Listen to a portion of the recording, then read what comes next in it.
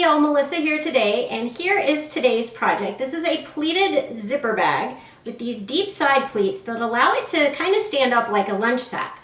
But just like a lunch sack, you can also fold it completely flat when you are not using it, or if you are storing something inside that is flatter. And that is all because it's got these deep side pleats on it. That also allows it to expand to hold a lot more than it looks like it would just based on the footprint that it has laying down flat. So let's go over the supplies to make this bag. We need 2 pieces of the outer fabric and 2 pieces of the lining fabric that are 12 inches wide by 14 3/4 inches tall. We need 1 piece for the handle. This is 3.5 inches wide by 9.5 inches tall. You're going to need a 15-inch zipper. You'll need a zipper foot for your sewing machine. And then your general sewing supplies like pins, needles, sewing thread, all of that stuff. Plus, you're gonna want a ruler. Now, setting all of this aside, we're going to start by working on the handle. And you can see I've already pressed crease marks into this. What you wanna do is press this first so that the long edges match and you're doing this crease mark.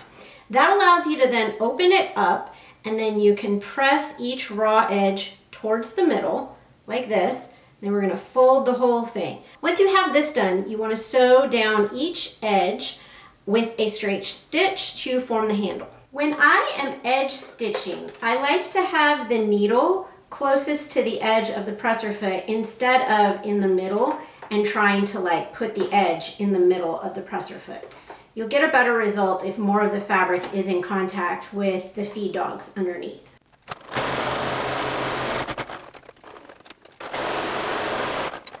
Okay, here's the handle now. We're going to set this aside for the time being. Now we're going to work with the zipper. So I need to change the foot on my sewing machine to the zipper foot. I'm using a narrow zipper foot personally, but you can use a regular zipper foot as well. And what you want to do now with the fabric, we're going to take 1 piece of the lining fabric, we're going to put it right side up. We are going to put that zipper matching up the edges there. Zipper is also right side up. And I want to make sure that the pull of the zipper is 1/2 inch away from the edge. So I'm going to measure a 1/2 inch and you'll see, there we go. That's where I want my pull to stay. Then I am going to take one of the outer pieces of fabric. We're going to sandwich this right sides together, and I'm going to add a few pins to keep everything held in place. I'm putting this pin in parallel because we're going to start by unzipping so that I can get just this top edge here to where the zipper pull ends sewn in correctly, and then I will pull that pin. We'll pull the zipper pull back up and continue stitching the rest of the way down. If you leave the zipper pull in place, it can a lot of times force your needle to go outside and then your line gets jagged instead of straight.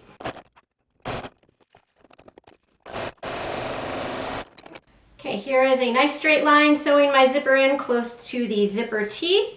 And then I want to pull this edge out, and we're going to repeat that process with the other side of the lining and outer fabric.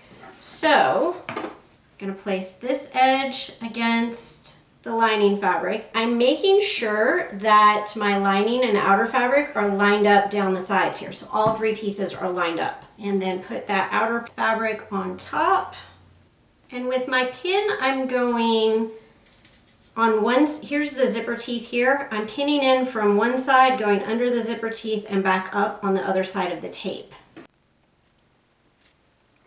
Okay, once again here, I'm going to put in a pin parallel through the zipper tape on one side of the zipper teeth so that when I get here, we can move the pull out of the way and finish stitching down.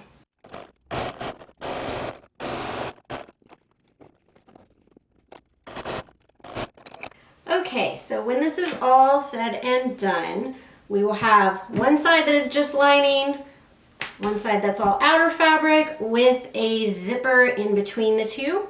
What I'm going to do now is take this over to my pressing mat, and I'm going to press on either side of the zipper here so that then I can top stitch really close to those zipper teeth.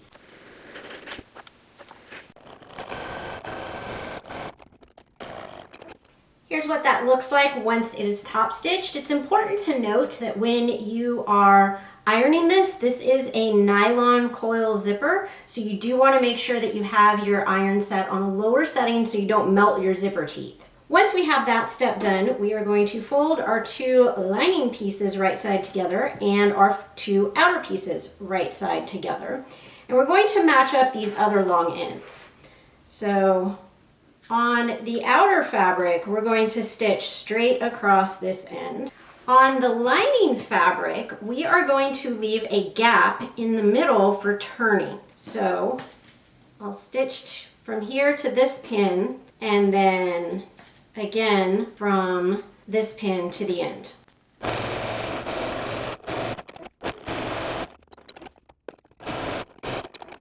Okay, here's what this looks like with those ends sewn together. You can see my gap in the lining here.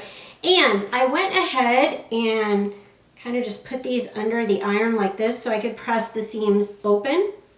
Now what we're gonna do, we want the zipper kind of in the middle, and we want to line the teeth of the zipper up on top of that seam. So do that on top and bottom with your outer fabric.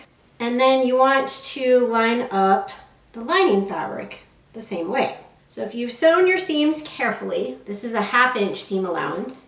These should all match up along the edges as well as this matching up with the zipper teeth on both sides. Now what we want to do is based on the handle. So we're gonna kind of go over here to the outer fabric side. And we want to measure 2 inches on either side of the zipper here and so I'm gonna go 2 inches right from that edge of the fabric. And I wanna put my handle pinned within that 2 inches to the outer fabric only. So I'm pinning it here. And then I'm gonna come on the other side of the zipper, right to that fabric line, out 2 inches. Make sure you don't twist your handle, like you don't want to pin it like this. You want the handle same side up, and pin it where the edge matches the 2 inch mark on my ruler. I'm gonna pin that in place, and then I want to baste right here across the top of each of those. Only through the outer fabric, do not get the lining fabric involved. Okay, my handle is basted on here. I'm gonna tuck it inside so that it's out of the way for now. And we're gonna look at the lining side again. So let's get everything relined up. Let's double check that this seam is right on top of the zipper teeth here and that it's right on top of the zipper teeth there. And then what we want to do is we're going to measure in 2.5 inches from each edge. So there's my 2.5 inches. And I want to do a little snip through all layers of my fabric right there. And I'm going to repeat that on all of the other corners as well.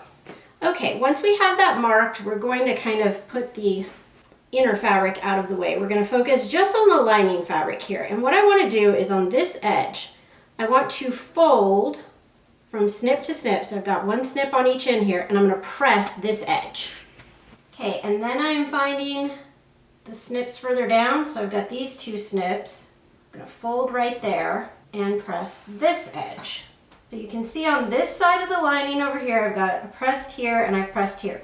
I'm going to do the same thing on the opposite side of the seam. So here's my first 2 set of snips. We're going to press those. And find the last set of snips, which is right here and right here. And we're going to press those.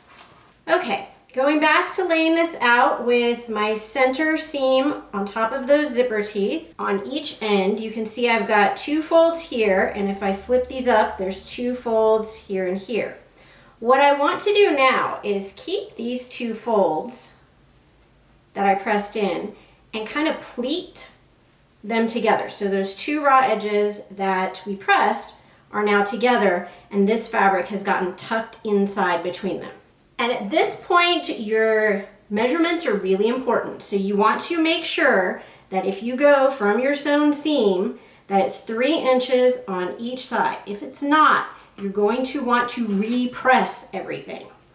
Okay, once you have that done, again, double check that your seam from your outer fabric is perfectly lined up with that zipper. Double check your measurements there. You want these even.